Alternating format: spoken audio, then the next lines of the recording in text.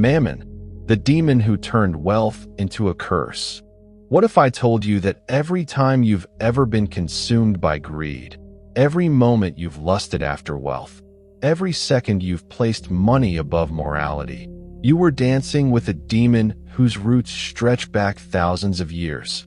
A demon so powerful that Christ himself warned about him by name.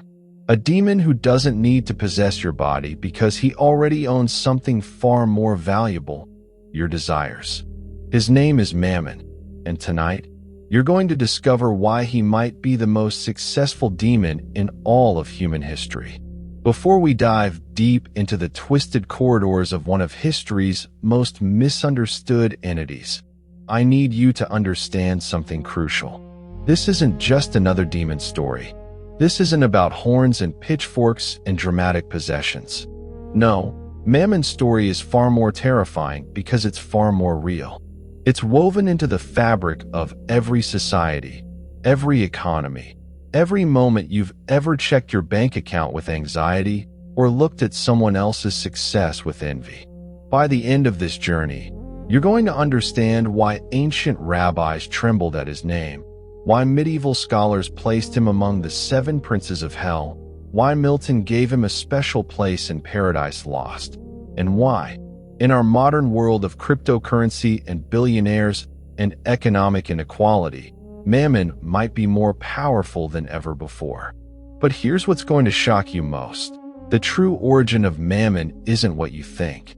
The transformation of this entity from ancient concept to demonic prince is a story that will make you question everything you thought you knew about evil itself. Stay with me, because we're about to pull back the curtain on thousands of years of mystery. Let's go back, way back, before the demon, before the prince of hell, before the personification of greed that haunts our collective nightmares. There was a word, just a word, and that word was Mammon. Picture the ancient Near East, somewhere around the time when the Aramaic language was flowing through the mouths of traders, scholars, and common people across Syria, Babylon, and eventually Judea. The word Mammon simply meant wealth or property. That's it. No supernatural connotations. No demonic essence. It was as mundane as saying money or possessions today. The root of the word possibly comes from the Aramaic Mammon, which scholars trace back even further to a Semitic root meaning that which is trusted or that which is stored up. Think about that for a moment. That which is trusted. Already, we can see the seeds of something darker. Because what happens when the thing you trust becomes more important than anything else? What happens when that trust transforms into worship? The ancient Phoenicians and Syrians had various concepts related to wealth and material security, but there's no solid evidence of a god named Mammon in their pantheons. Some scholars have speculated about connections to deities like the Syrian god of treasuries, but the historical record is frustratingly unclear. What we do know is that by the time Aramaic-speaking Jewish communities were flourishing, Mammon had become a common term for material wealth, used in both religious and secular contexts. But here's where the story takes its first dark turn. Fast forward to approximately 30 AD. A rabbi from Nazareth is delivering what would become the most influential sermon in human history, the Sermon on the Mount. His name, of course, was Jesus. And in the middle of teaching about authentic spirituality versus hollow religious performance, he says something that would echo through the millennia. In the Gospel of Matthew, chapter 6, verse 24, Jesus declares, "No one can serve 2 masters, for either he will hate the one and love the other, or he will be devoted to the one and despise the other. You cannot serve God and Mammon." Now, in the original Aramaic that Jesus likely spoke, he probably said something like Mammon or a variant. The Gospel writers, writing in Greek, transliterated this as Mammonas. And here's the crucial detail that most people miss. Jesus doesn't translate the word. He doesn't say, "You cannot serve God and money," or "God and wealth." He leaves it as Mammon, as if it were a proper name, as if it were a person, an entity, a rival deity. This was revolutionary.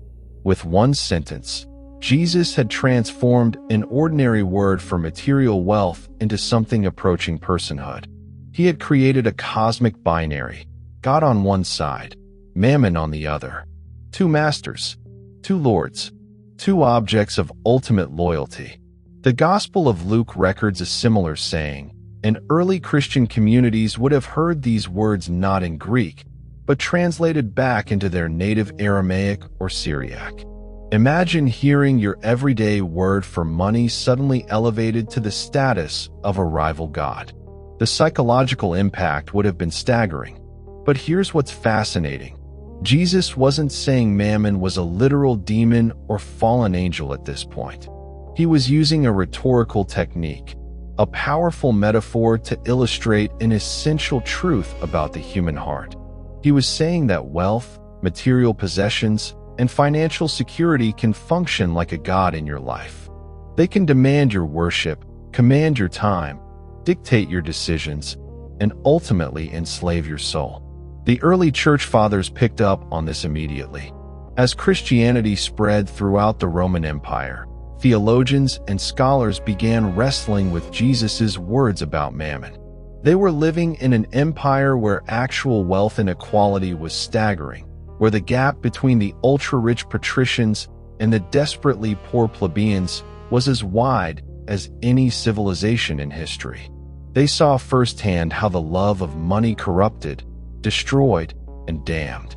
St. Augustine of Hippo, writing in the late 4th and early 5th centuries, discussed Mammon in his extensive writings on wealth and poverty. While Augustine didn't explicitly call Mammon a demon, he understood the concept as representing the love of earthly riches that turns people away from God. He wrote extensively about how the love of money is the root of all evil, echoing the words of Paul in 1 Timothy. St. Jerome, who translated the Bible into Latin creating the Vulgate, chose to keep mammon as a transliterated word rather than translating it as money or wealth. This decision was crucial. By preserving the Aramaic term, Jerome maintained its sense of being something more than mere currency. In his commentaries, Jerome warned about how the pursuit of wealth could become a form of idolatry. But it was the Syrian church fathers, writing in Syriac, closer to the original language of Jesus, who really began to personify Mammon. In their homilies and commentaries, Mammon increasingly appeared as a rival power to God, a spiritual force that actively competed for human souls. St. John Chrysostom, the Archbishop of Constantinople in the late 4th century, preached passionate sermons about the dangers of avarice. He called wealth a runaway slave that had become master over humans. While he didn't explicitly demonize Mammon as a fallen angel, his rhetoric painted financial greed as a spiritual evil with almost demonic power. The personification was happening gradually, organically. Each generation of Christians, watching their communities struggle with poverty while others hoarded wealth, needed a way to express the spiritual dimension of economic injustice. Mammon became that expression. By the early medieval period, something had shifted. Mammon was no longer just a metaphor or a concept. He was becoming a demon. Now we enter the era where Mammon transforms from an abstract concept to a concrete demon, and this is where the story gets absolutely fascinating. Medieval Christian demonology was an elaborate, complex system. Scholars and theologians, influenced by earlier Jewish mystical traditions, Neoplatonic philosophy, and their own theological innovations, created hierarchies of demons, catalogs of fallen angels, and detailed descriptions of hellish courts and kingdoms. The most influential text in this transformation was the Testament of Solomon, a pseudepigraphical text written somewhere between the 1st and 5th centuries AD. This text, which purports to be written by King Solomon himself, describes how the wise king used a magical ring to command demons to build his temple. While the earliest versions of this text don't explicitly mention Mammon, later medieval versions and related grimoires began incorporating him into their demonic hierarchies. By the 13th and 14th centuries, Mammon was appearing in various demonological texts as a specific demon associated with greed and avarice. The German theologian and mystic Albertus Magnus wrote about demons of specific sins, and greed's demon was increasingly identified with Mammon. But the real crystallization came with the classification of the 7 deadly sins and their corresponding demonic princes. This system, which evolved over several centuries, assigned a specific demon to each cardinal sin.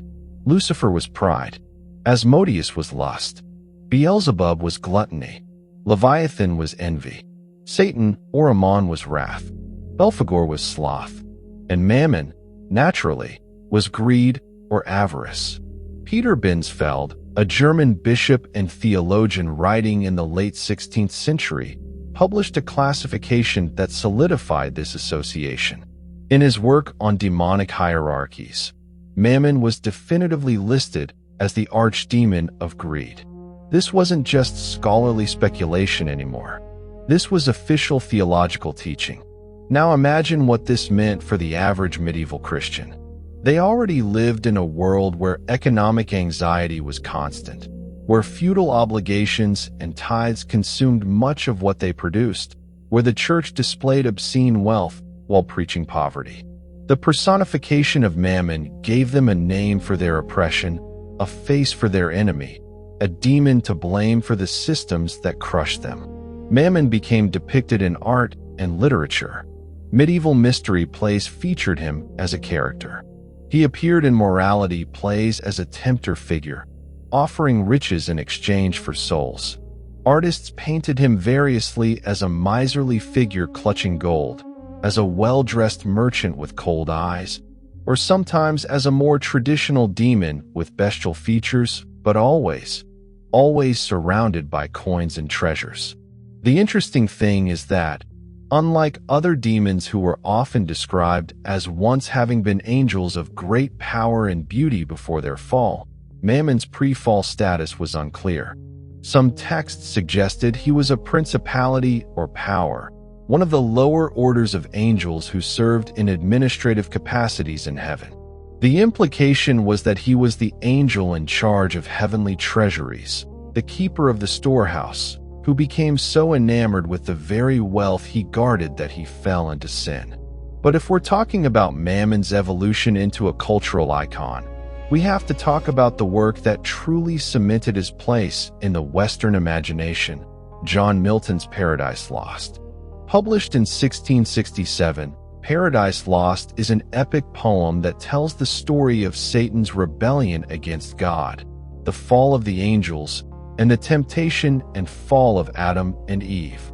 It's one of the greatest works in the English language, and Milton's Satan is arguably the most compelling character in all of literature, complex, charismatic, and tragic. But Milton didn't just give us Satan. He gave us an entire cast of fallen angels, each with distinct personalities and roles. And his portrayal of Mammon is absolutely brilliant. In Book 1 of Paradise Lost, after the fallen angels have been cast into hell, Milton describes them one by one. When he comes to Mammon, he writes, "Mammon, the least erected spirit that fell from heaven. For even his looks and thoughts were always downward bent, admiring more the riches of heaven's pavement, trod in gold, than aught divine or holy else enjoyed in vision beatific." Think about what Milton is doing here. He's giving us Mammon's origin story.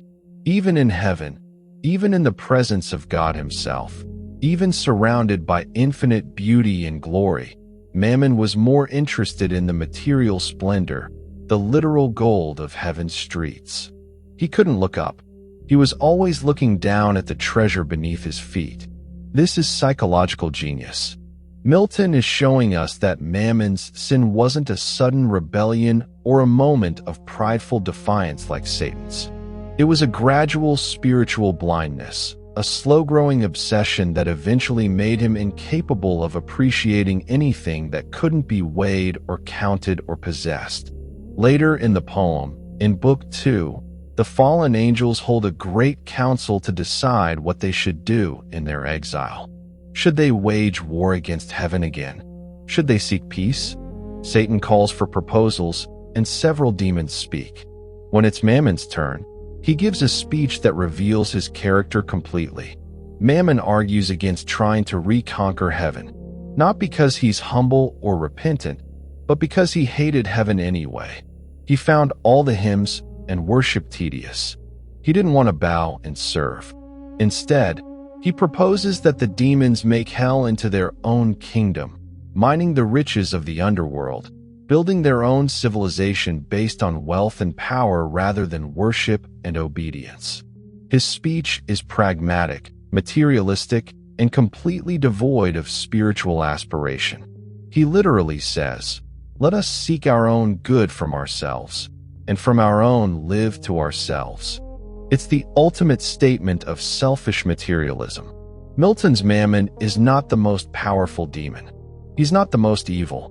He's not even the most interesting in some ways. But he's the most human. His sin, his downfall, his entire character is recognizable to anyone who's ever felt the pull of material security, who's ever chosen money over meaning, who's ever looked at the world and seen nothing but resources to be exploited. And Milton makes one more crucial contribution to the Mammon mythology.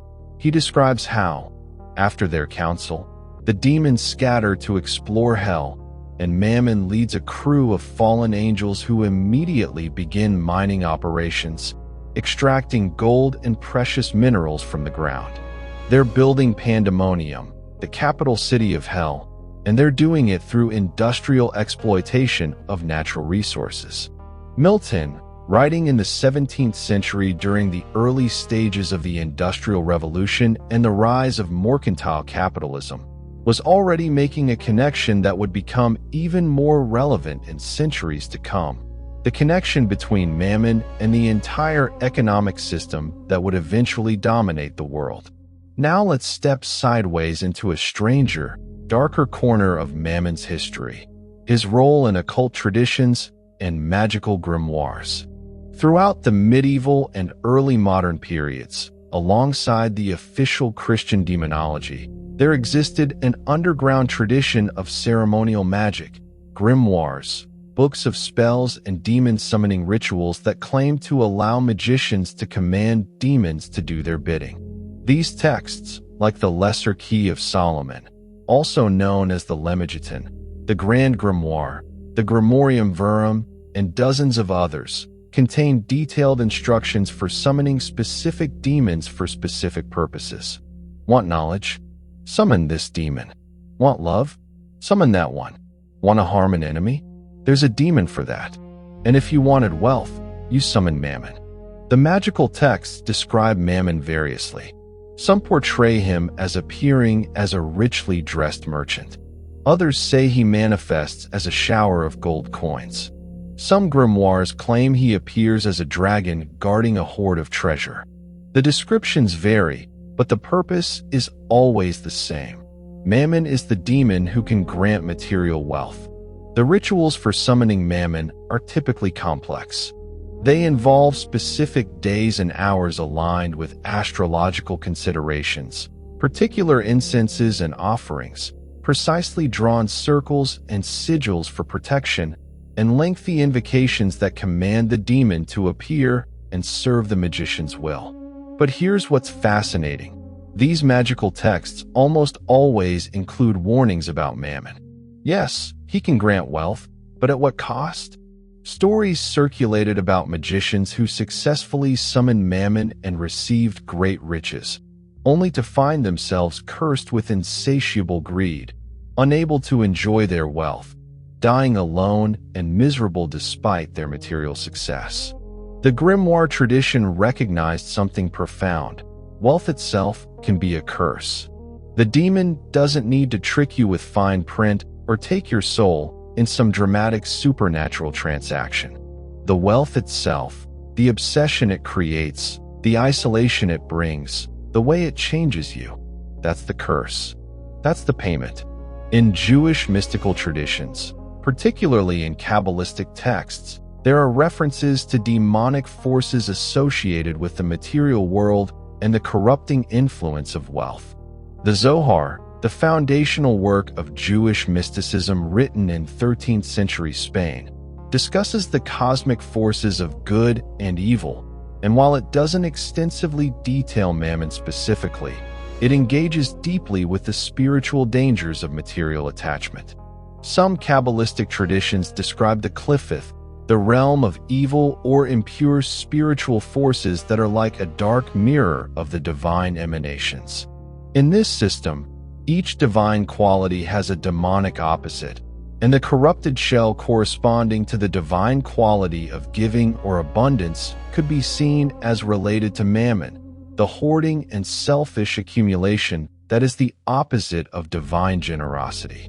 Let's jump forward to the 18th and 19th centuries, to the age of revolutions, industrial transformation, and the rise of modern capitalism. This is when Mammon's story takes perhaps its most relevant turn. The Industrial Revolution transformed human civilization more rapidly than any previous change in history. Within a few generations, agrarian societies became industrial powerhouses. Cities exploded in size. Factories filled with workers laboring in brutal conditions. A new class of industrial capitalists accumulated wealth on a scale that would have made medieval kings weep with envy. And with this transformation came new forms of human suffering: child labor, urban poverty, environmental destruction, economic cycles of boom and bust that threw millions into destitution. The wealth was unprecedented, but so was the inequality. Writers, poets, artists, and social critics needed language to describe what was happening. They needed a way to express the spiritual dimension of economic systems that seemed to grind human beings into commodities. They reached back into mythology and pulled out Mammon. Thomas Carlyle, the Scottish historian and philosopher, wrote in his 1843 work, Past and Present, about the gospel of Mammonism that he saw dominating Victorian England. He contrasted the medieval period's faith-based society, flawed as it was, with the modern worship of wealth and profit above all else. Carlyle wasn't speaking metaphorically. He genuinely believed that modern industrial capitalism constituted a new religion, and its god was Mammon. Karl Marx, writing just a few years later, didn't use the term Mammon extensively, but his critique of capitalism was essentially a secular analysis of what the religious tradition had called Mammon worship. Marx described how under capitalism, money becomes the universal equivalent, the measure of all value, and how this leads to the alienation of workers from their labor, from the products they create, from each other, and ultimately from their own humanity.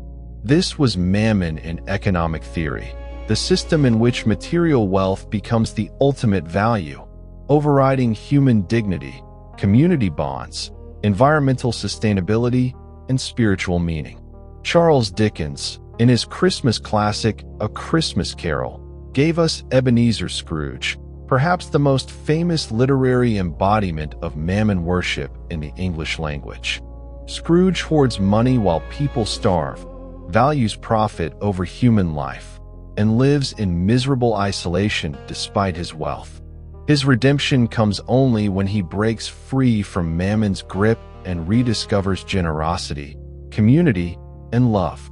The 19th century also saw the rise of Christian socialism and the social gospel movement, religious responses to industrial capitalism that explicitly framed economic justice as a spiritual battle against Mammon. These movements argued that serving Mammon wasn't just individually sinful, it was socially destructive, and that Christianity demanded economic systems based on cooperation and justice rather than competition and exploitation. Walter Rauschenbusch, a key figure in the social gospel movement, wrote about the kingdom of evil that stood opposed to the kingdom of God, and he explicitly identified capitalist greed as a manifestation of demonic power in the world. This wasn't a metaphor for Rauschenbusch. He believed that systems of oppression had spiritual reality and power. Artists of the period also grappled with Mammon imagery. Painters depicted industrial landscapes as hellish scenes. Political cartoons showed fat capitalists sitting on money bags while workers starved. The imagery of Mammon, the demon of greed presiding over economic injustice, became a standard part of social criticism.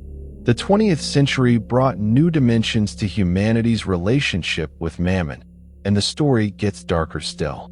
The world wars, driven partly by economic competition, resource control, and imperial greed, could be seen as Mammon worship taken to its logical extreme. Nations sacrificed millions of lives in conflicts fundamentally about economic power. The military-industrial complex that emerged from these wars represented a fusion of state power and capitalist profit that would have stunned earlier critics. But perhaps more insidious was what happened after World War II, the rise of consumer culture. Previous eras had their wealthy elites and their poor masses, but consumer capitalism promised something different. It promised that everyone could be wealthy, or at least comfortable. It promised that happiness could be purchased, that identity could be constructed through buying the right products, that the good life was fundamentally about accumulating possessions. Advertising became a massive industry, employing psychologists and artists to create desire where none existed before. Television brought commercial messages into every home. Credit cards allowed people to go into debt to purchase consumer goods. Shopping became not just a practical activity, but a form of entertainment, even therapy. This was a new form of Mammon worship, more pervasive and more subtle than anything before. It wasn't just the ultra-wealthy serving Mammon now. It was everyone, constantly, through millions of small transactions and desires. The demon had democratized his influence.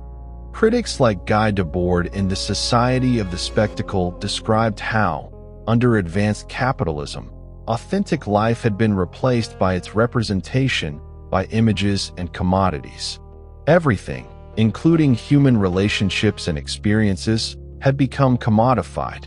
This was Mammon's ultimate victory, not just to make wealth important, but to make it the mediator of all reality.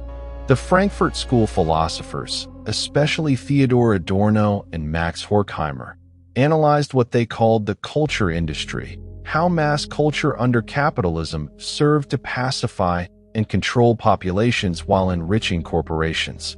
Entertainment, art, music, even rebellion itself, everything was commodified and sold back to consumers. Meanwhile, Christian theologians continued wrestling with Mammon. Jacques Ellul, a French Protestant theologian and philosopher, wrote extensively about money as a power, almost a spiritual entity, that dominates modern life. His book, Money and Power, argued that money in the modern world functions exactly as Mammon did in Jesus' teaching, as a rival god demanding total allegiance. Liberation theology, emerging from Latin America in the 1960s and 70s, explicitly connected the struggle for economic justice with spiritual warfare against demonic powers. Gustavo Gutierrez and others argued that the structural poverty and oppression in the developing world weren't just an economic problem or a political problem.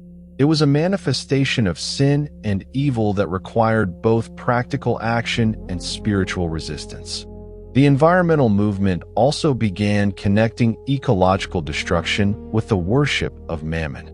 The exploitation of the earth for profit, the pollution of air and water, the extinction of species, all of this could be understood as the fruits of an economic system that valued only monetary gain and treated the entire natural world as mere resources to be extracted and consumed. Now let's bring this into the 21st century, because the story of Mammon in our modern era might be the most disturbing chapter yet. The 2008 financial crisis revealed the extent to which the global economy had become a casino, driven not by the production of real goods or services, but by abstract financial instruments, derivatives, credit default swaps, securities so complex that even the bankers selling them didn't understand them. When the system collapsed, millions lost their homes, their jobs, their savings. Yet the bankers and financial institutions responsible were bailed out with taxpayer money. The wealth gap, already enormous, widened further. The term "too big to fail" entered common usage, revealing that certain corporations had become so powerful that governments couldn't allow them to collapse, no matter what crimes they committed.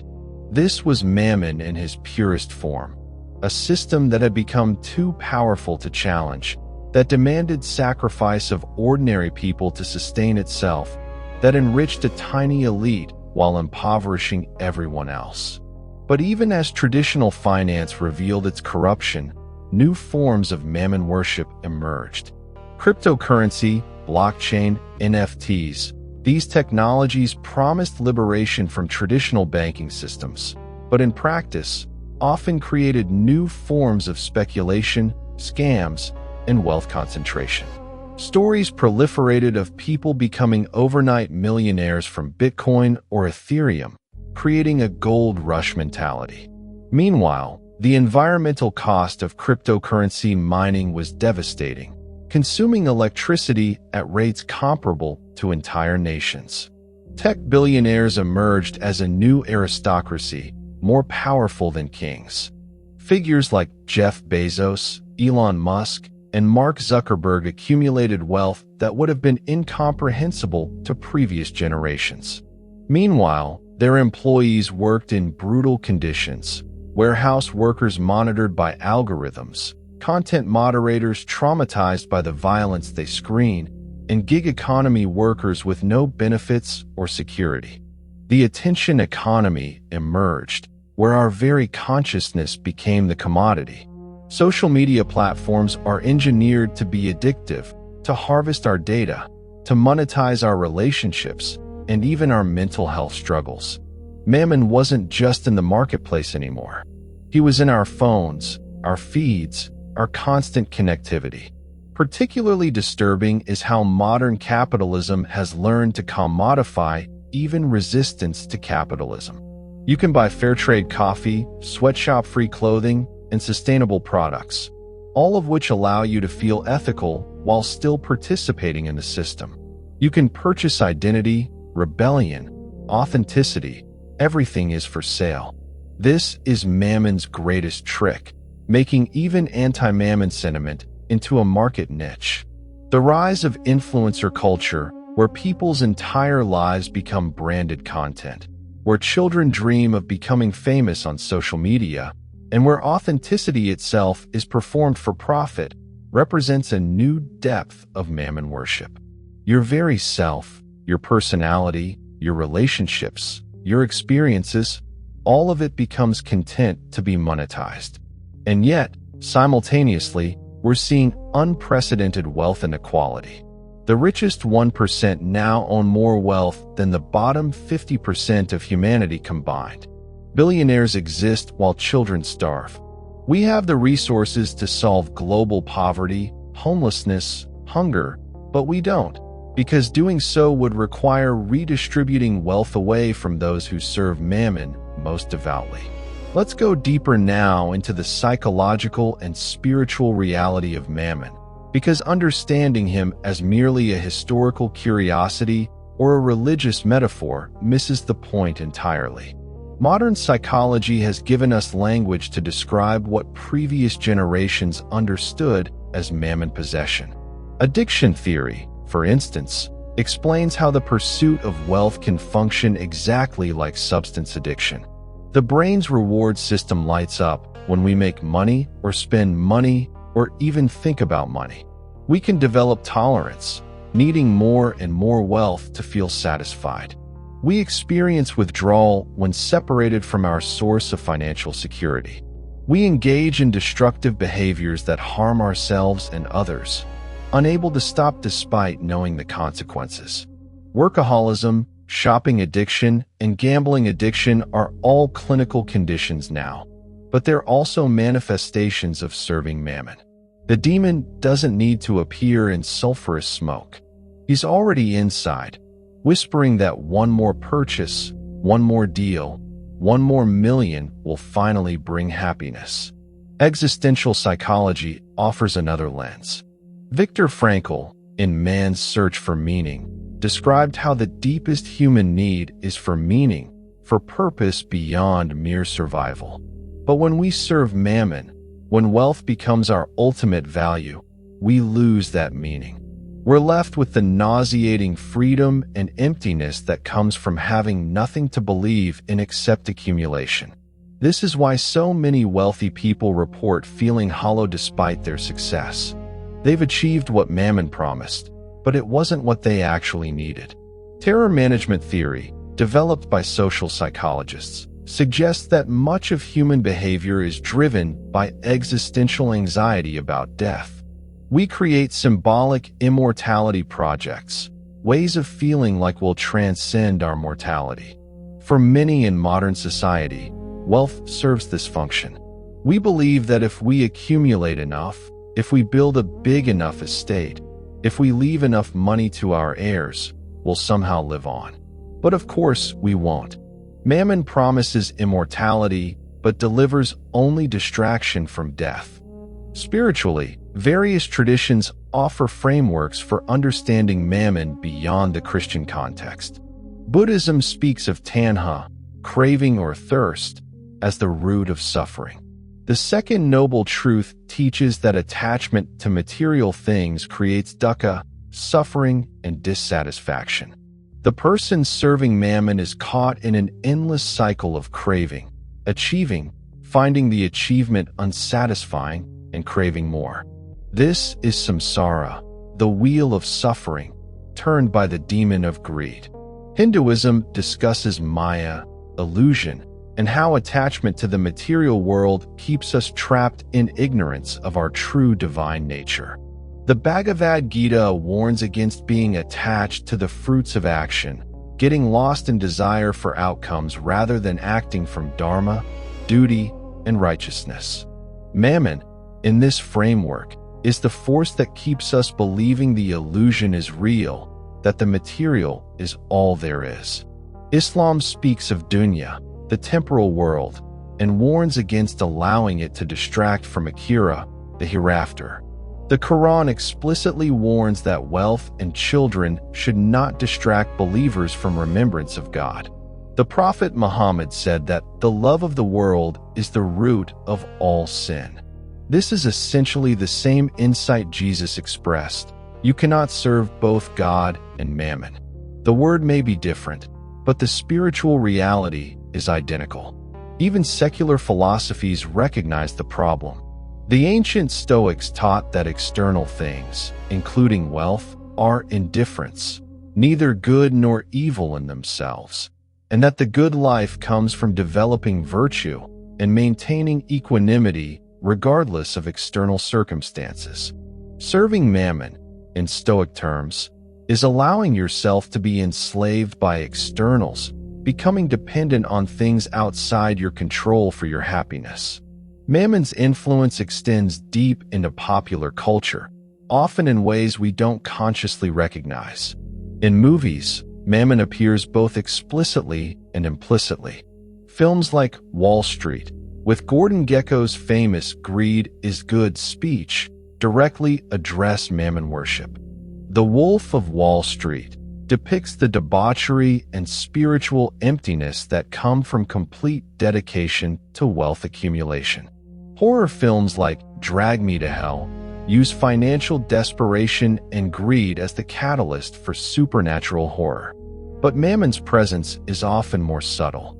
Consider superhero films. While ostensibly about good versus evil, they're set within a capitalist framework where billionaire heroes like Batman and Iron Man use their wealth to fight crime, implicitly arguing that economic inequality is fine as long as the rich are benevolent. This is Mammon's influence, making wealth itself seem heroic. Television has given us shows like Breaking Bad, which charts one man's transformation as he pursues wealth and power at the cost of his soul. Walter White's journey is essentially a modern retelling of making a deal with Mammon.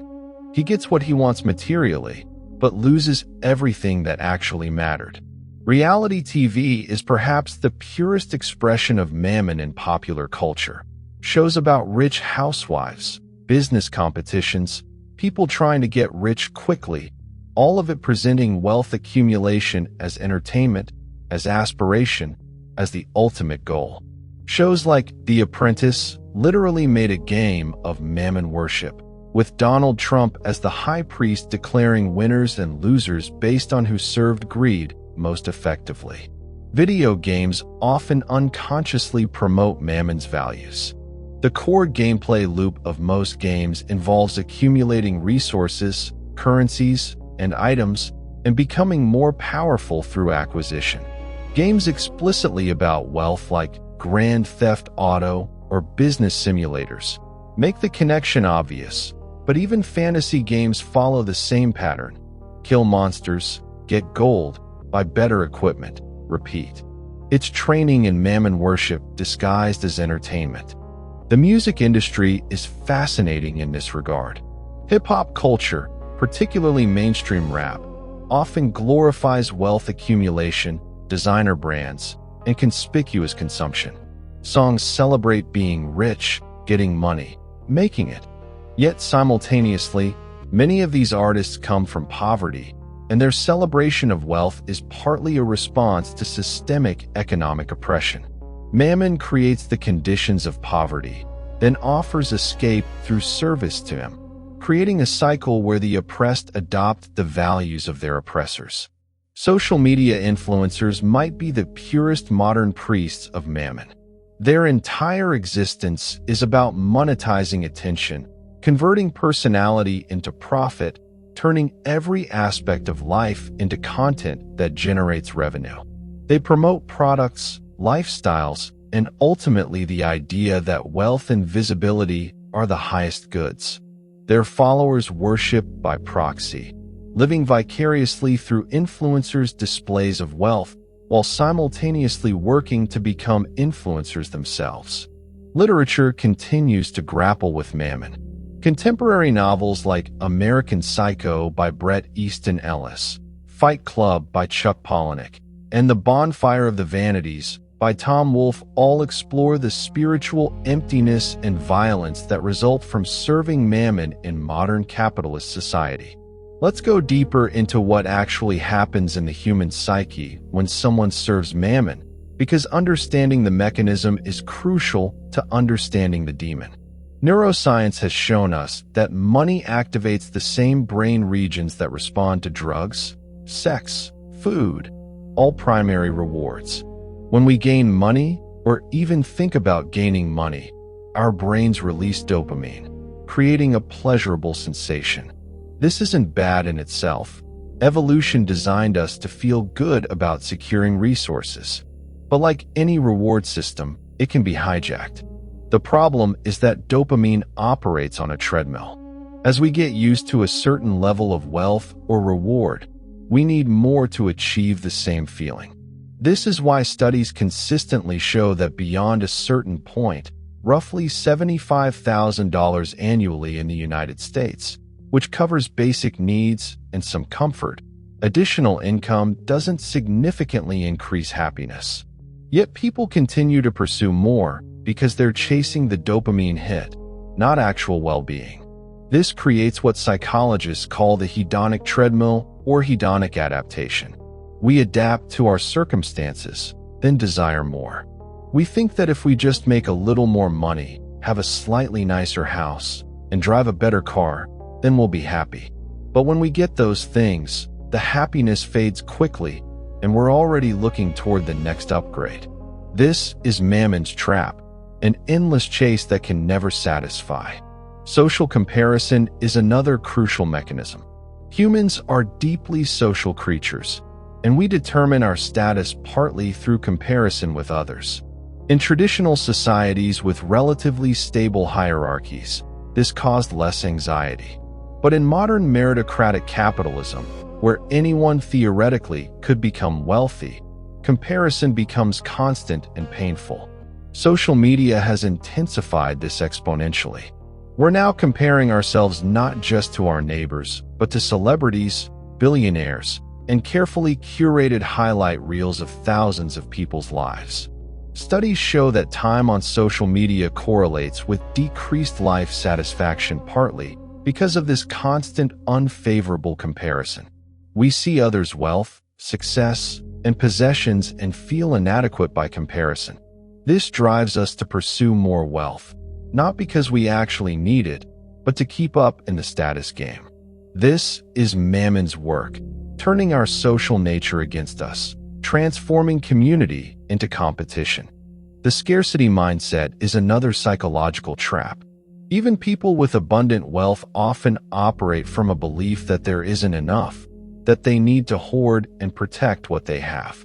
Psychological research shows that actual scarcity, like poverty, creates cognitive impacts that make it harder to make good decisions, more difficult to plan for the future, and easier to fall into short-term thinking. But interestingly, the scarcity mindset can persist even after someone escapes actual scarcity. People who grew up poor often maintain poverty-era thinking patterns even after becoming wealthy, unable to enjoy what they have because they're terrified of losing it. This relates to what psychologists call loss aversion. Humans feel the pain of losing something roughly twice as intensely as we feel the pleasure of gaining the same thing. This makes us irrational about protecting what we have.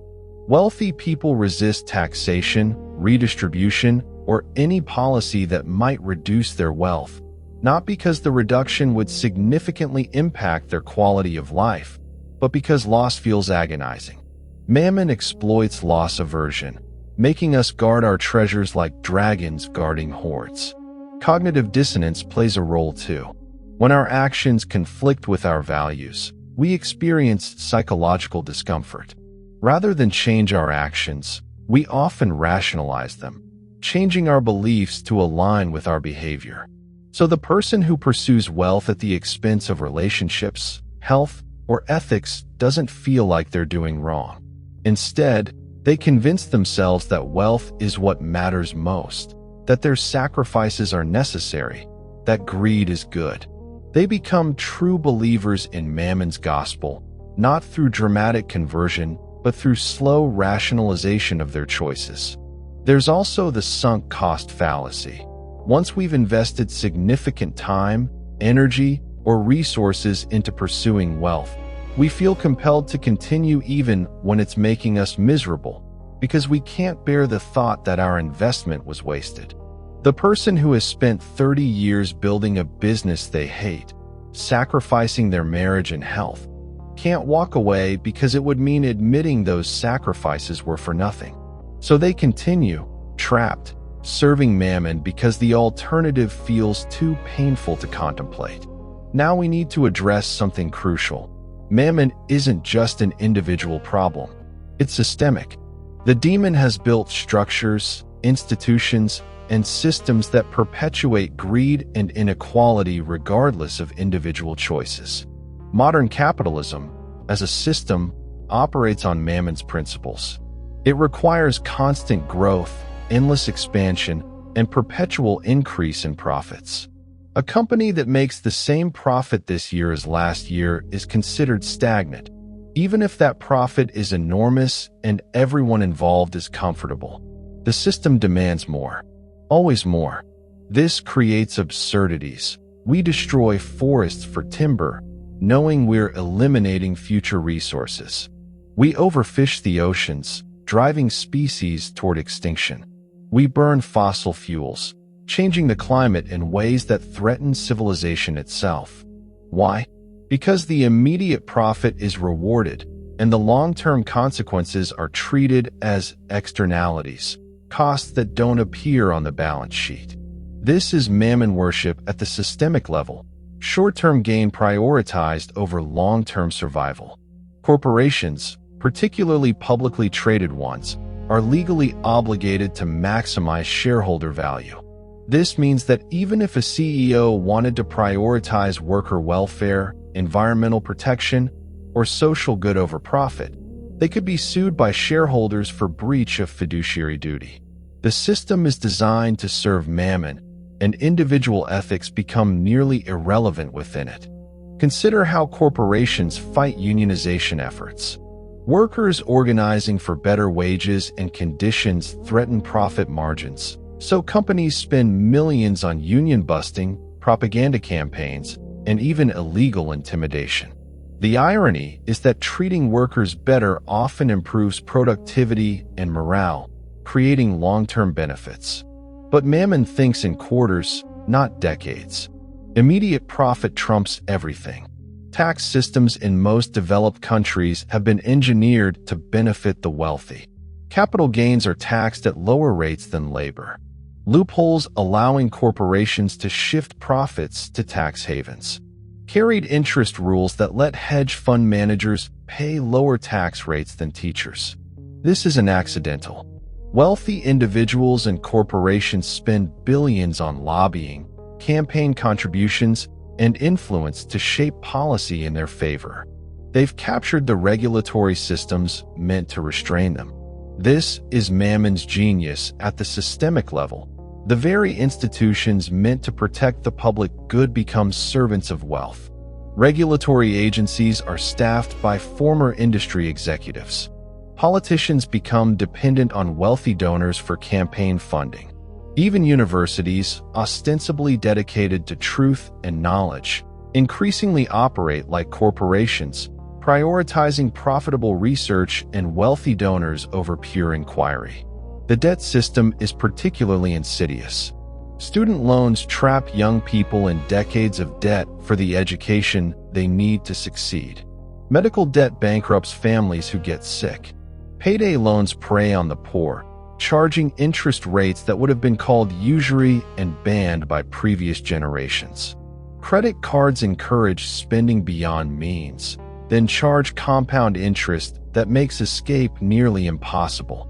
Entire nations in the developing world are trapped in debt to international institutions, forced to adopt austerity measures that impoverish their populations to service loans they often had no choice but to accept. This is modern serfdom, debt bondage on a global scale. And it's by design. Those who profit from the system fight viciously against any reform.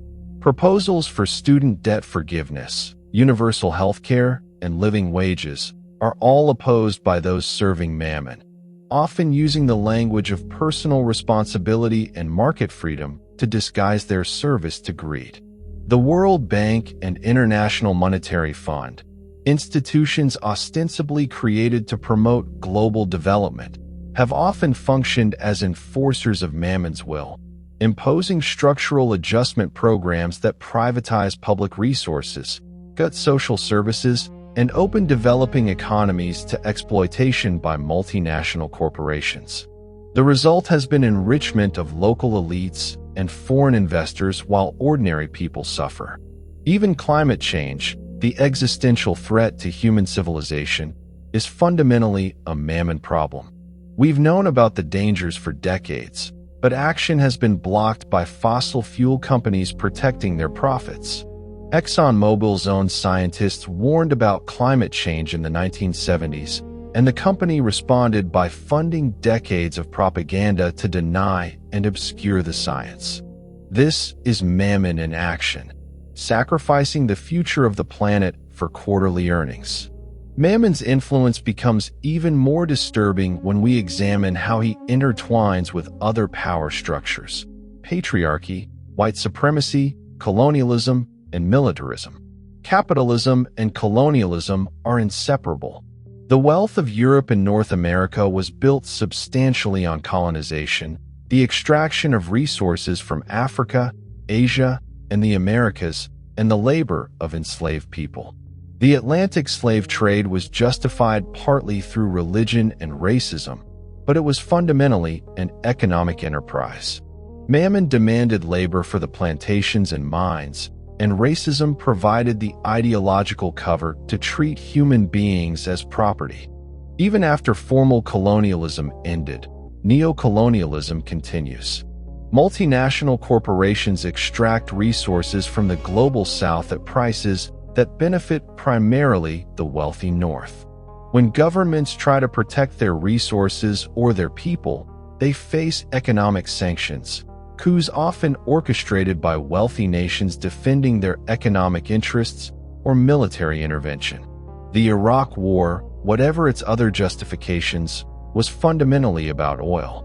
Vietnam, Chile, Iran, the list of nations where economic interests drove intervention is long and bloody.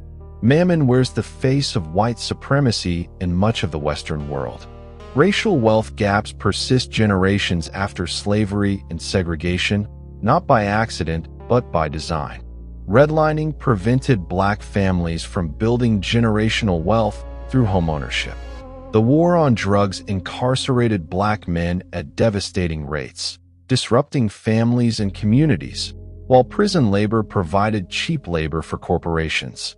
When black communities try to build wealth, they often face violence and destruction, from the Tulsa Massacre destroying Black Wall Street to ongoing patterns of police violence and over-policing. Native Americans face similar patterns. Forced onto reservations, their land stolen, they remain the poorest demographic in America. When reservations do contain valuable resources, corporations circle like vultures, seeking to extract wealth while leaving communities with pollution and poverty. Treaties are violated when profit demands it. This is Mammon wearing the face of genocide. Patriarchy serves Mammon too. The unpaid labor of women, raising children, maintaining households, caring for elderly relatives. This represents trillions of dollars of economic value that never appears in GDP calculations but makes everything else possible. Women, particularly women of color, disproportionately work in the lowest paid sectors. The gender wage gap persists, and when women advocate for pay equity, they're told they're not worth more, as if human value can be measured in dollars. Sex trafficking and commercial sexual exploitation are multi-billion-dollar industries, treating predominantly women and girls as commodities. Pornography has become a massive industry where exploitation is routine and women's bodies are bought and sold. This is Mammon reducing human beings to things, to products, to be used and discarded. Militarism and the military-industrial complex represent another face of Mammon. Weapons manufacturers profit from war, conflict, and fear. They lobby for increased military spending, for interventionist foreign policy, for tensions that justify their products. American military spending exceeds the next 10 countries combined, money that could transform society through healthcare, education, and infrastructure, but instead goes to bombs and bullets and billion-dollar contracts for defense corporations.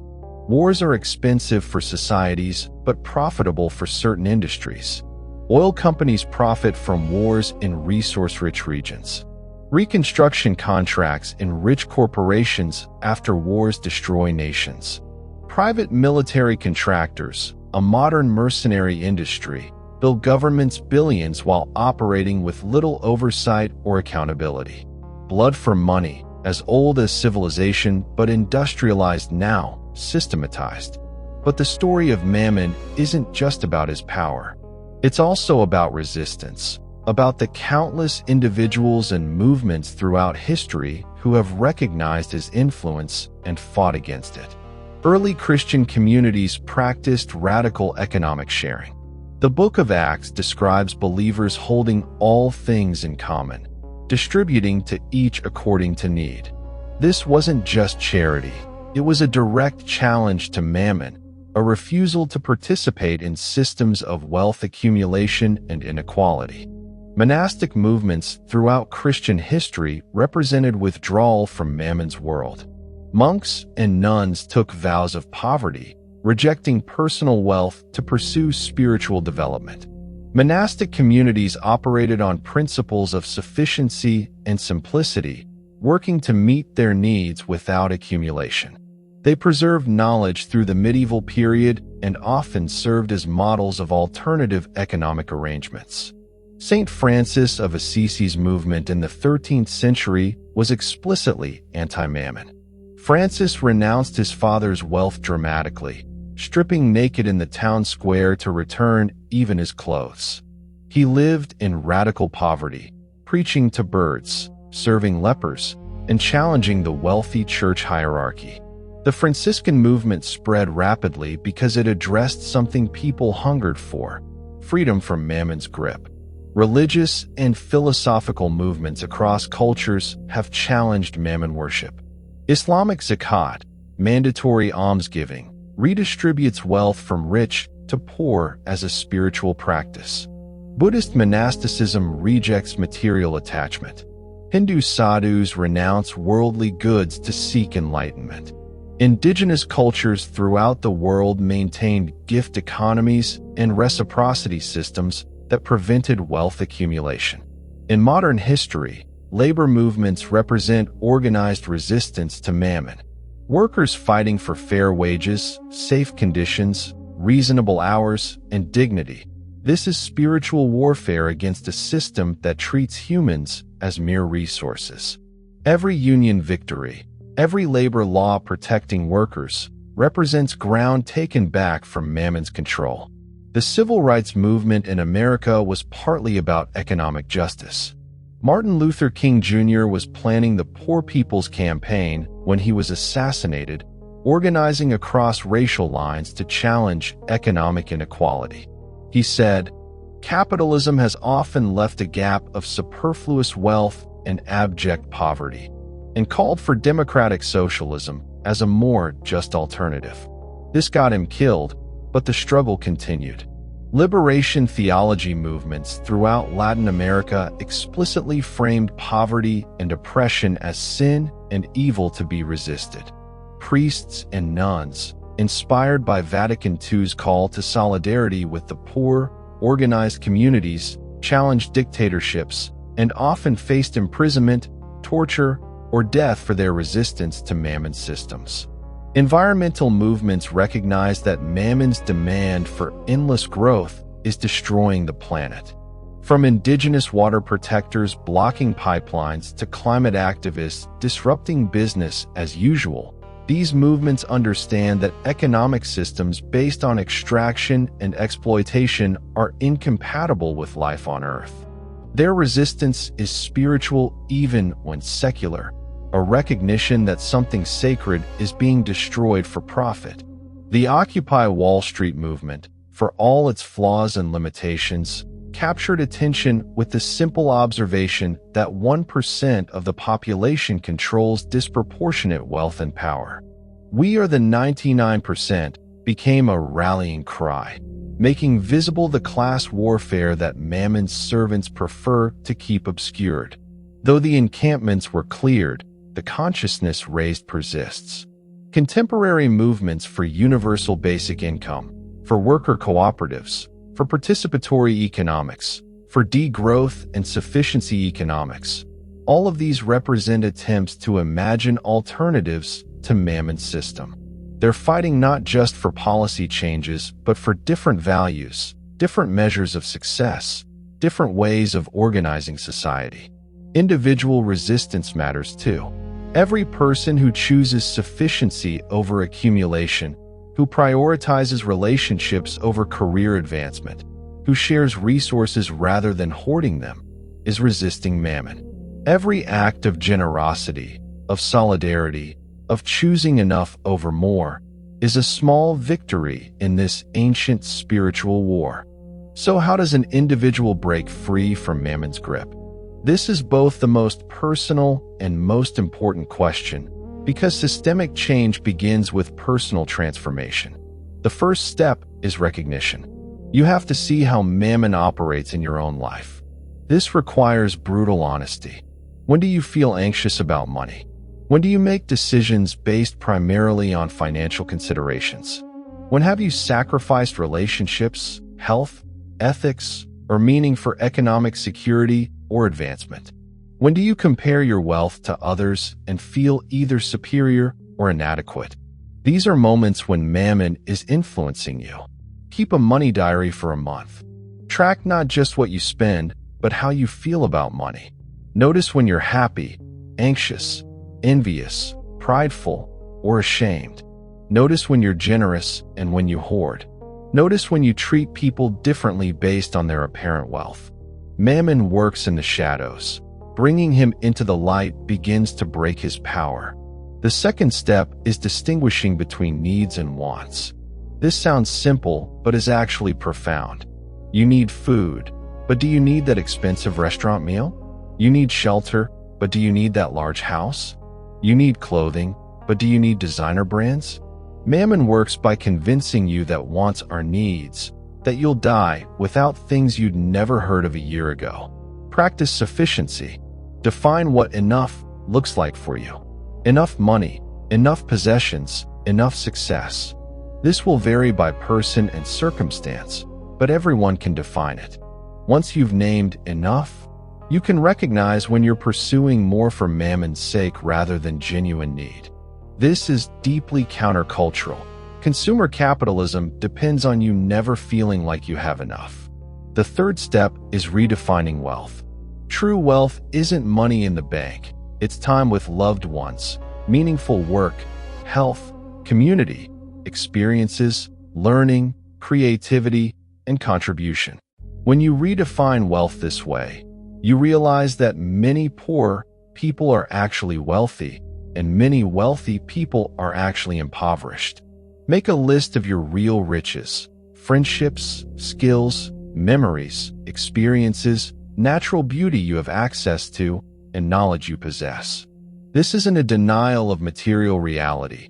Poverty is real and crushing, but it's recognition that Mammon has convinced us to measure wealth only in dollars.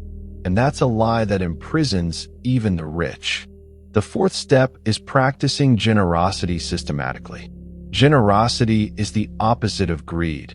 It's the most direct way to resist Mammon. Give money to those in need, yes, but also give time, attention, skills, and knowledge. Volunteer. Help neighbors. Share what you have. Tip generously. Support artists and creators. Donate to causes fighting for justice.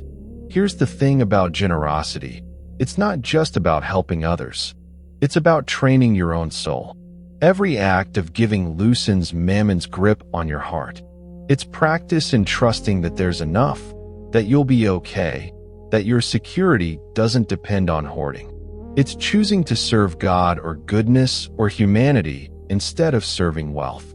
The fifth step is simplifying your life. The more stuff you own, the more Mammon owns you. Everything you possess requires maintenance, storage, insurance, and attention. Minimalism isn't just an aesthetic, it's a spiritual practice. Reduce your possessions to what you actually use and what genuinely brings you joy. Give away or sell the rest. Every reduction is liberation. This extends to reducing financial complexity. The more you're enmeshed in investments, insurance policies, subscriptions, and obligations, the more mental energy Mammon consumes. Simplify. You might make less money through clever financial maneuvering, but you'll gain something more valuable: freedom. The sixth step is building non-monetary wealth through community, skills, and resilience. Learn to grow food, cook from scratch, repair things, and create rather than consume. Build relationships based on mutual aid rather than transactions. Develop a community where people share resources, help one another, and create interdependence. This is ancient wisdom, how humans lived for millennia before capitalism atomized us into isolated consumers. The seventh step, perhaps most difficult, is making peace with uncertainty. Mammon promises security through wealth accumulation, but it's a false promise. No amount of money guarantees security. Economies collapse, currencies inflate, disasters strike. The wealthy worry about money just as much as anyone. They're just worried about different numbers. True security comes from adaptability, resilience, community, and spiritual groundedness. It comes from knowing you have what you need right now and trusting that you'll navigate whatever comes. This isn't naive optimism. It's wisdom tested through millennia. It's recognizing that the chase for absolute security is what creates insecurity. Mammon doesn't just affect our individual lives. He poisons our relationships, and understanding this is crucial for anyone seeking to resist him. In romantic relationships, Mammon appears as a third party, often unacknowledged but always present. Couples fight about money more than almost anything else. But it's rarely really about the money itself. It's about what money represents. Security, autonomy, power, values. These are what's actually at stake in financial arguments. When one partner significantly out-earns the other, power dynamics shift. The higher earner may, consciously or not, feel entitled to more decision-making power. The lower earner may feel dependent, resentful, or inadequate. Mammon is whispering to both, telling the wealthier one they're more valuable and telling the poorer one they're less. This is poison to equality and intimacy. Prenuptial agreements, while sometimes practically necessary, embody Mammon's logic, planning for the end of love, protecting assets from the person you're supposedly committing your life to. It turns marriage into a business contract. I'm not saying they're always wrong, but I am saying they represent Mammon's influence, making us view even intimate bonds through financial lenses. The culture around engagement rings demonstrates Mammon's grip perfectly. The idea that a man should spend 2 or 3 months' salary on a diamond ring isn't tradition. It's marketing, created by De Beers in the 20th century. Yet countless couples stress over ring costs, and women sometimes judge their partner's love by the size of the rock. Mammon has convinced us that love can be measured in carats. In friendships, Mammon creates hierarchies and awkwardness. Friends with significant wealth disparities often drift apart, not because of ill will, but because their lifestyles become incompatible. The wealthy friend suggests expensive restaurants or trips the poorer friend can't afford. The poorer friend feels ashamed or excluded. Neither wants to make it weird, so they stop calling. Mammon has severed another bond. Sometimes wealthy people surround themselves only with other wealthy people, creating echo chambers where their privilege seems normal and poverty becomes abstract. They lose connection to the struggles most people face, making it easier to support policies that benefit themselves at others' expense. Mammon isolates them into bubbles of wealth, cutting them off from common humanity. In family relationships, Mammon sows destruction through inheritance conflicts. Siblings who loved each other fight viciously over parental estates. Families fracture over money that none of them earned, that could easily be shared. Adult children sometimes provide care to aging parents calculated based on expected inheritance, a transactional horror that reduces filial love to investment.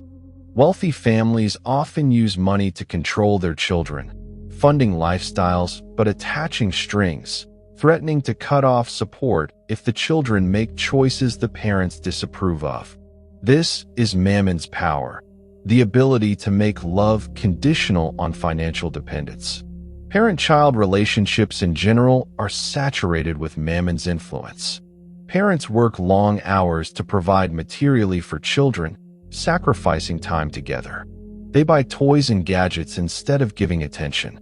They teach children, often unconsciously, that success means wealth, that status matters, that they need to climb the ladder. Children absorb these lessons, sometimes rebelling but often internalizing them, passing them to the next generation. The college admissions scandal, where wealthy parents bribed officials to get their children into prestigious universities, revealed something ugly. Parents who loved their children but measured that love in status and credentials rather than character. They wanted their kids to succeed in Mammon's terms so badly that they committed crimes. That's what serving Mammon does.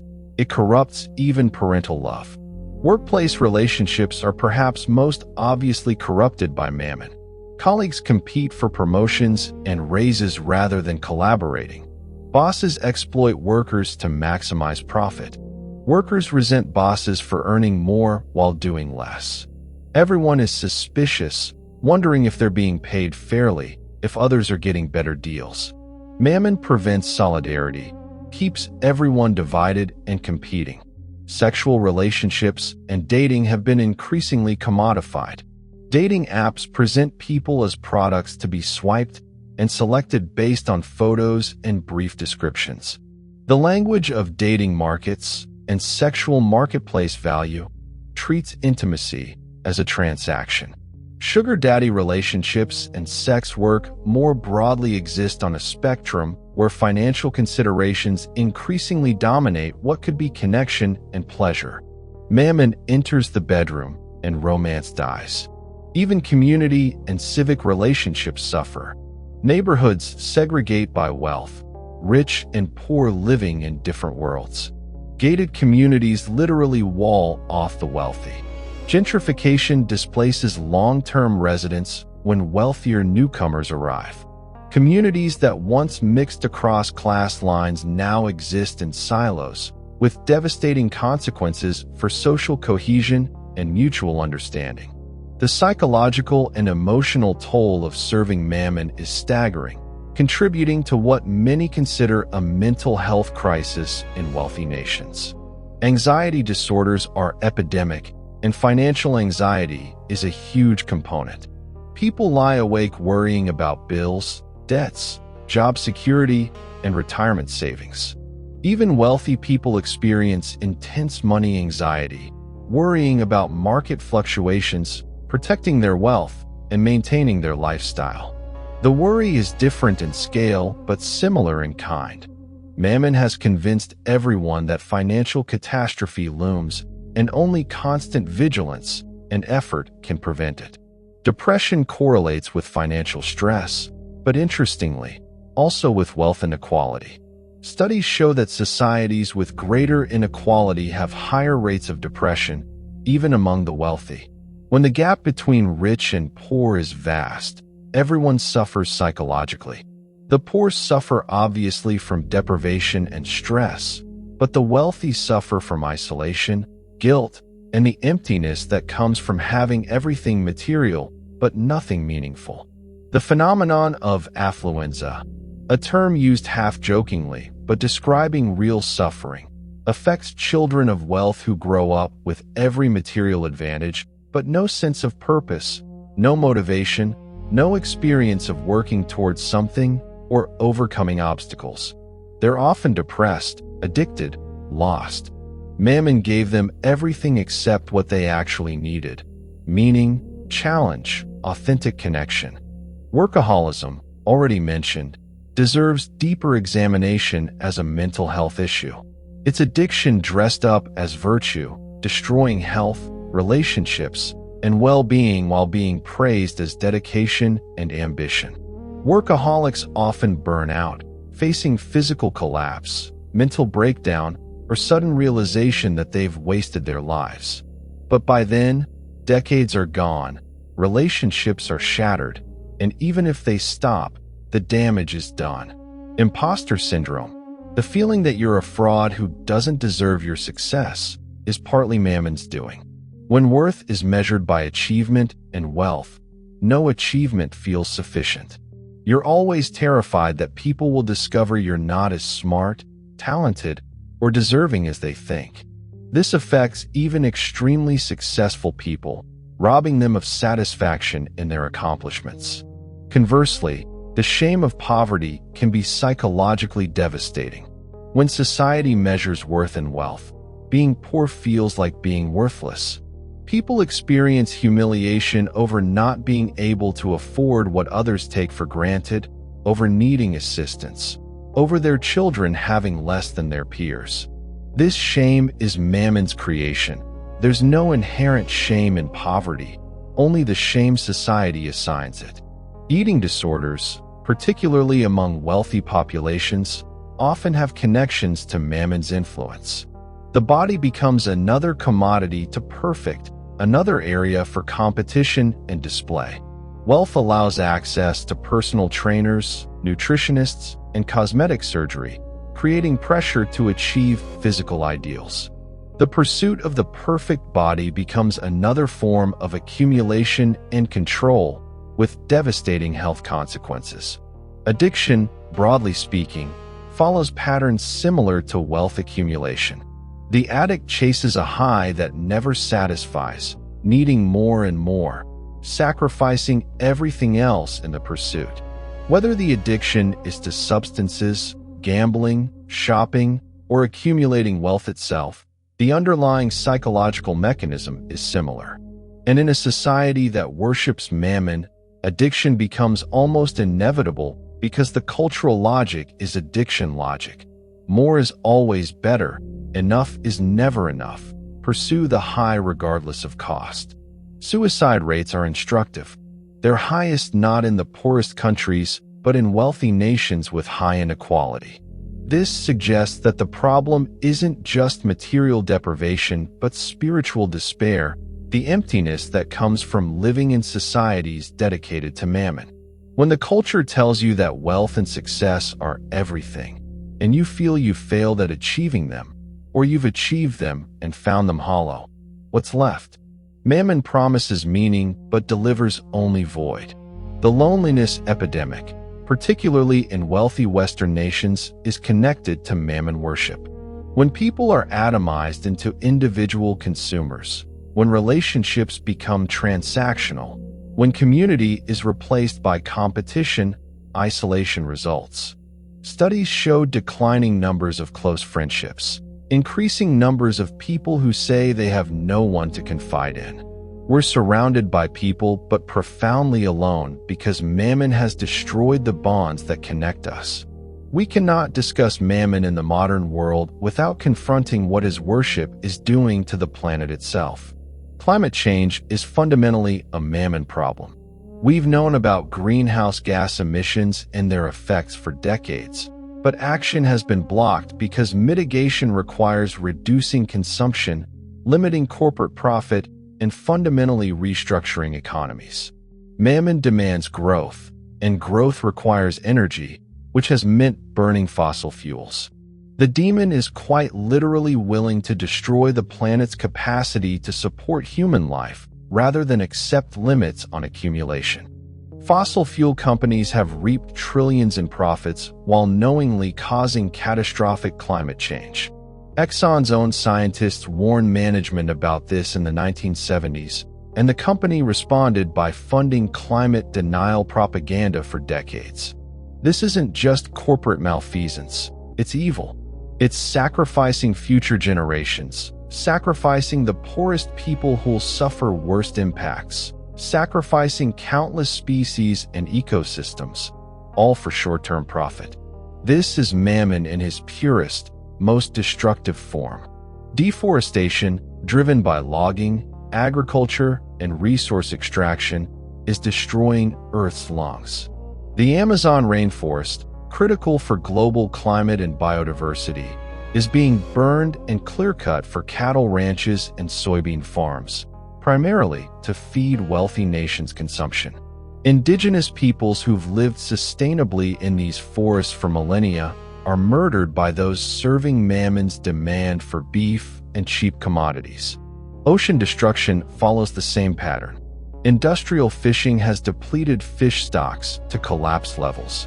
Trawling destroys ocean floor ecosystems. Plastic pollution, from packaging designed for convenience and profit, creates garbage patches the size of countries. Coral reefs, the rainforests of the sea, are dying from warming waters and acidification. All of this is known, documented, catastrophic. But action is blocked because it would reduce profit. Species extinction is accelerating to rates not seen since the asteroid that killed the dinosaurs.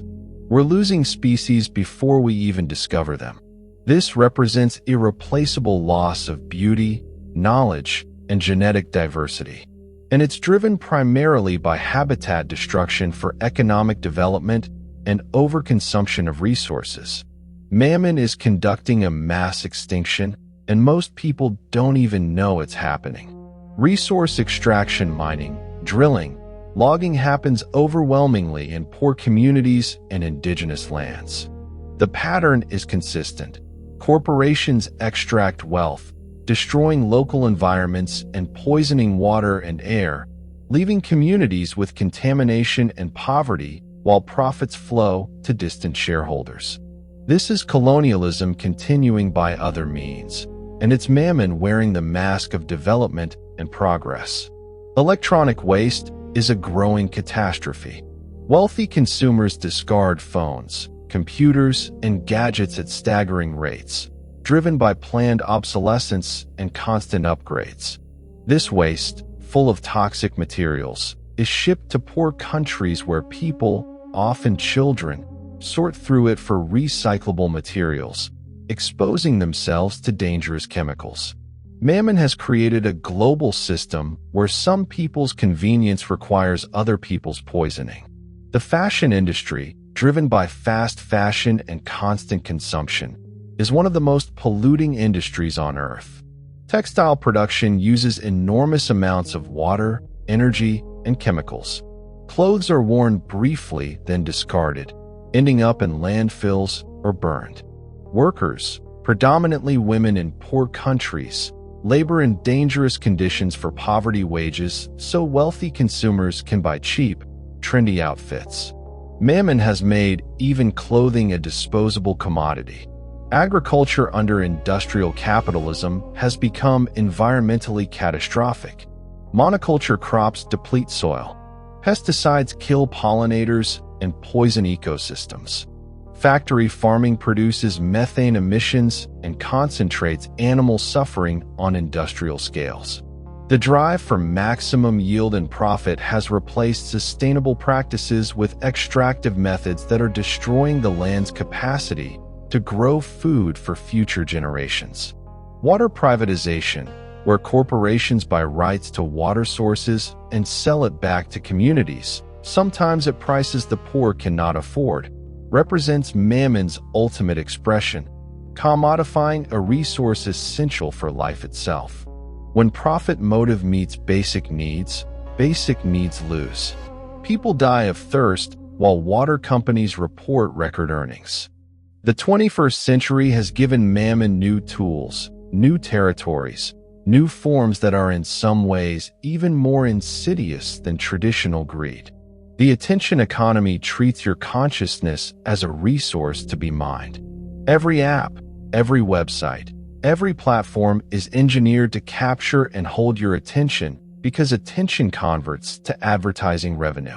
Billions of dollars and thousands of highly trained engineers work to make digital platforms addictive, to keep you scrolling, clicking, watching. Your actual well-being is irrelevant. What matters is engagement metrics and ad impressions. This is Mammon extracting value from your very awareness. Social media platforms are particularly sophisticated in this exploitation. They use algorithms designed to show you content that triggers emotional responses, particularly outrage, envy, and anxiety, because these emotions drive engagement. The content that makes you feel bad is profitable content, so the algorithms serve it relentlessly. Your mental health suffers, but engagement increases, so Mammon is pleased. The influencer economy has created a new form of Mammon worship, where people's entire lives become advertisements. Influencers present curated versions of reality designed to sell products and lifestyles to followers. The line between authentic human connection and commercial transaction disappears entirely. Relationships become networking. Experiences become content. Life itself becomes a monetization strategy. Children grow up wanting to be influencers, to turn themselves into brands, never understanding what they're sacrificing. Cryptocurrency and blockchain technology were supposedly about liberation from traditional financial institutions, but in practice have largely become new forms of speculation and inequality. Bitcoin millionaires preach revolution while hoarding coins. NFTs turned art into pure financial speculation, with environmental costs from energy consumption. New coins appear constantly, mostly scams designed to separate fools from their money. The crypto space replicates and intensifies all of capitalism's worst qualities while claiming to transcend them. Mammon has colonized the decentralized future. The gig economy, presented as freedom and flexibility, is mostly precarity and exploitation. Uber, Lyft, DoorDash, and similar platforms extract value from workers who own their own vehicles, pay their own expenses, and have no benefits or security. The companies provide only the app, the connection between customer and worker, and take a substantial cut while bearing none of the costs. Workers make poverty wages while shareholders and executives get rich. This is Mammon optimizing labor exploitation through technology. Surveillance capitalism, as described by Shoshana Zuboff, represents a new form of Mammon worship where your personal data, your behavior, your preferences, your movements, even your emotions, become commodities. Companies collect vast amounts of information about you, analyze it with AI, and sell insights to advertisers and others who want to influence your behavior. You are no longer the customer, you're the product. Your privacy, your autonomy, your very selfhood becomes raw material for profit extraction. Artificial intelligence development is largely driven by Mammon. The massive investments in AI aren't primarily about solving humanity's problems. They're about finding new ways to generate profit. AI-powered automation threatens to eliminate millions of jobs, and while the technology could enable abundance and leisure, under Mammon's rule, it will more likely mean unemployment and suffering for workers while owners of AI capture all gains. This isn't science fiction, it's already beginning. The subscription economy has infiltrated everything. Software that you once bought now requires an ongoing subscription. Cars have features locked behind monthly payments. Even home appliances increasingly require subscriptions for full functionality.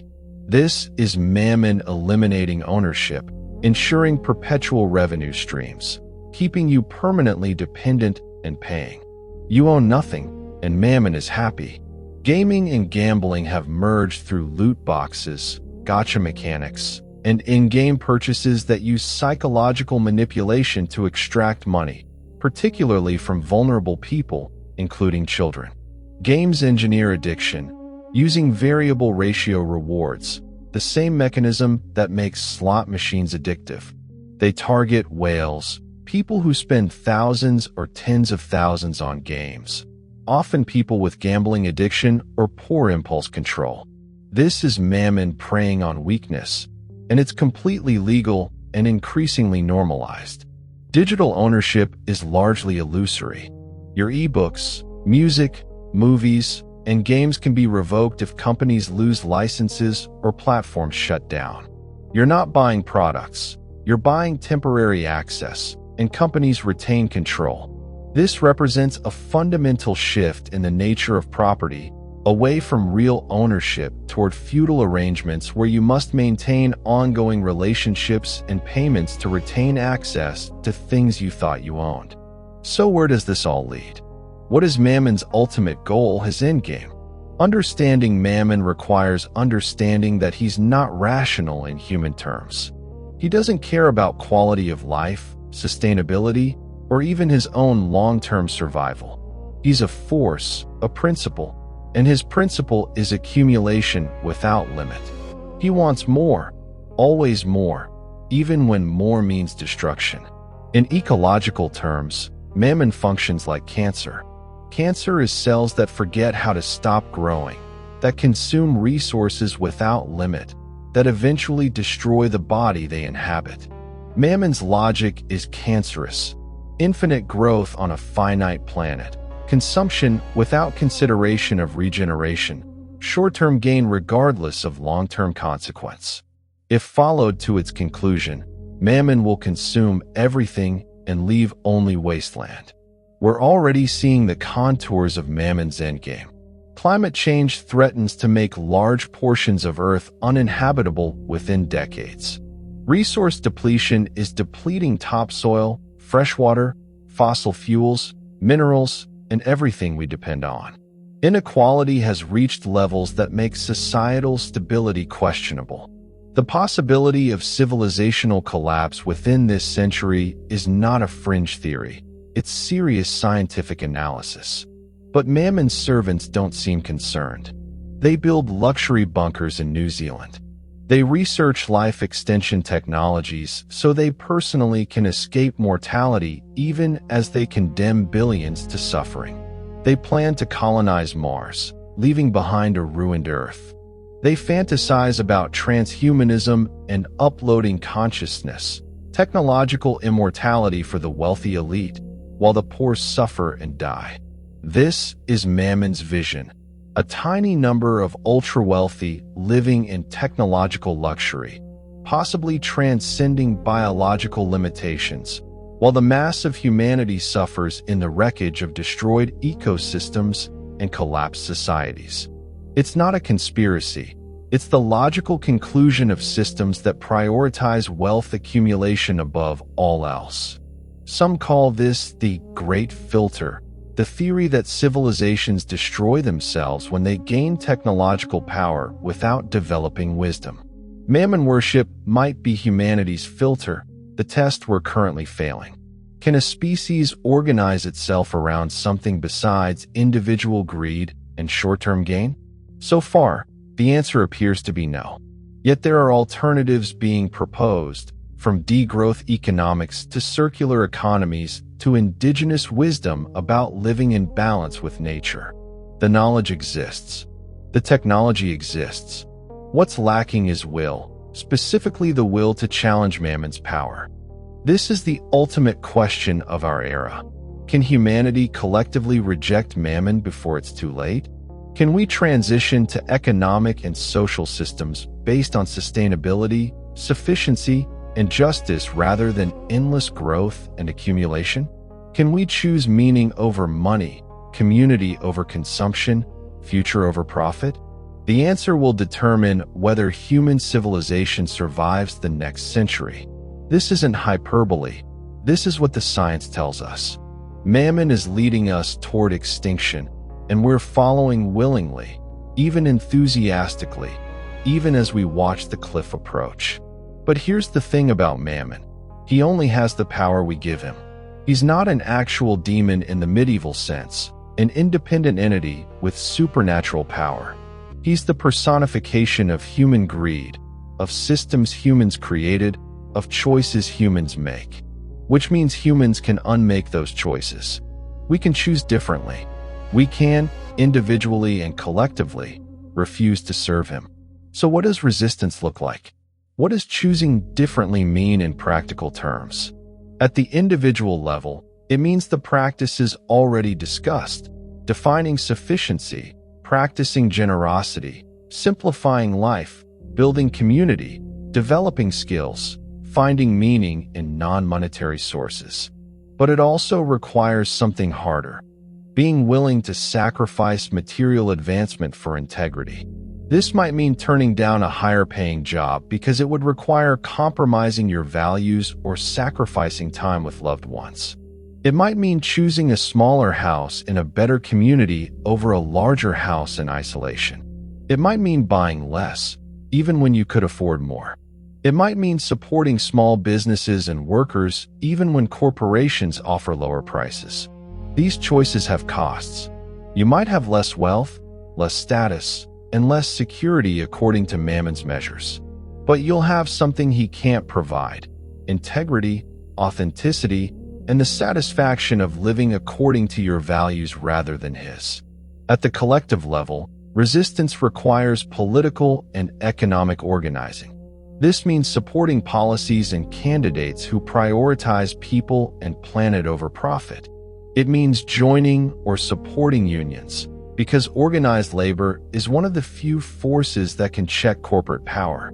It means participating in mutual aid networks, creating alternatives to capitalist exchange.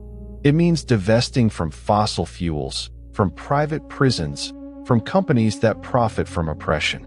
It means supporting cooperatives, credit unions, and other economic institutions that operate on different principles than maximizing shareholder value. It means protecting and expanding the commons, those resources and spaces that belong to everyone and can't be privatized. Public lands, public education, public healthcare, public transit. Every expansion of the commons is ground taken from Mammon. It means reparations, both discussing them honestly and implementing them. The wealth gap between racial groups in America isn't accidental. It's the result of centuries of theft and exclusion. Addressing it requires transferring wealth, not through charity, but through justice. This means wealthy people, particularly white people, choose to redistribute wealth even when they could keep it. It means debt forgiveness on a massive scale. The debt system is a primary mechanism of Mammon's control. Student debt, medical debt, and national debt of poor countries. These are chains that must be broken. This will cost wealthy creditors money. That's the point. Mammon's hoard must be broken up and redistributed. It means fundamentally restructuring economic systems towards sustainability and justice. This includes transitioning rapidly to renewable energy, implementing circular economy principles, establishing universal basic services, shortening the work week, and possibly implementing a universal basic income. It means measuring success not by GDP growth, but by well-being, sustainability, and equity. It means returning land to indigenous peoples and respecting their sovereignty over resource decisions. Indigenous communities, who've maintained sustainable relationships with land for millennia, know things that industrial civilization desperately needs to learn. But we can't just extract that knowledge while continuing to exploit their land. We must return power and land and respect their decisions, even when those decisions limit extraction and profit. It means creating new narratives, new stories about what constitutes a good life. The stories a culture tells shape what people desire and pursue. If the stories glorify wealth, people will pursue wealth. If the stories glorify wisdom, creativity, community, love, and generosity, then people will pursue those. Artists, writers, filmmakers, musicians, these are the storytellers who shape culture. Creating and supporting narratives that challenge Mammon is crucial cultural work. It means education that teaches critical thinking about economic systems, that helps people understand how power and wealth operate, and that develops ethical reasoning and spiritual depth. The current education system largely trains people to serve Mammon, preparing them for jobs and service to corporate profit. An education that liberates rather than domesticates would be revolutionary. It means spiritual and religious communities reclaiming their prophetic voices, speaking truth to power, challenging injustice, and providing meaning beyond materialism. Too many churches have been captured by wealth, preaching a prosperity gospel that's barely disguised as Mammon worship. Communities that genuinely follow Jesus' teaching about wealth, or Buddha's teaching on non-attachment, or any authentic spiritual wisdom, become centers of resistance. Some might hear all this and think it's too dark, too critical, too focused on the negative. But understanding Mammon isn't about despair, it's about clarity. You can't resist what you can't see. You can't break chains you don't know you're wearing.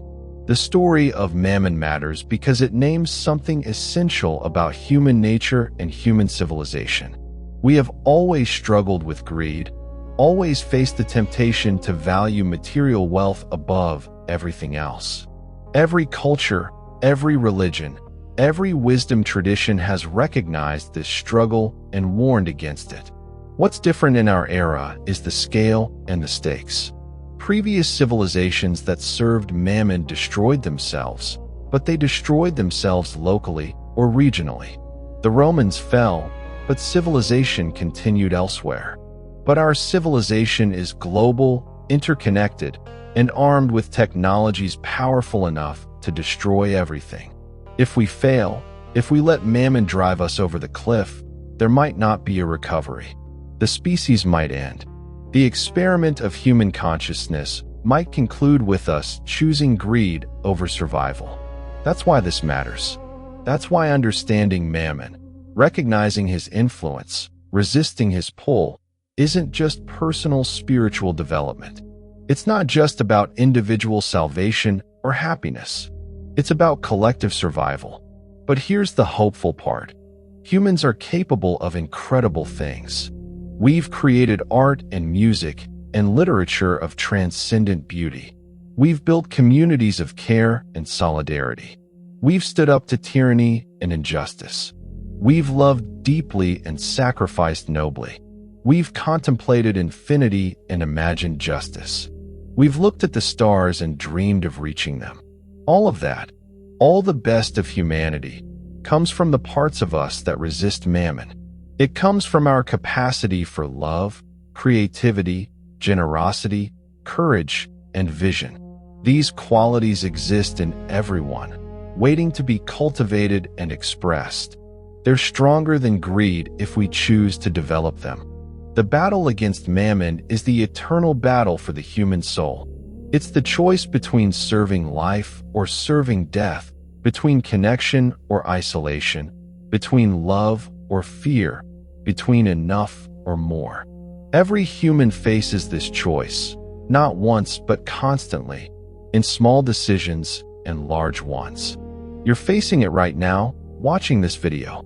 You've spent time, attention, the most valuable non-renewable resource you have, learning about Mammon.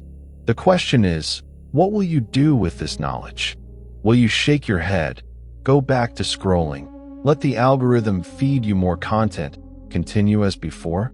Or will you let this information change you, challenge you, move you to live differently?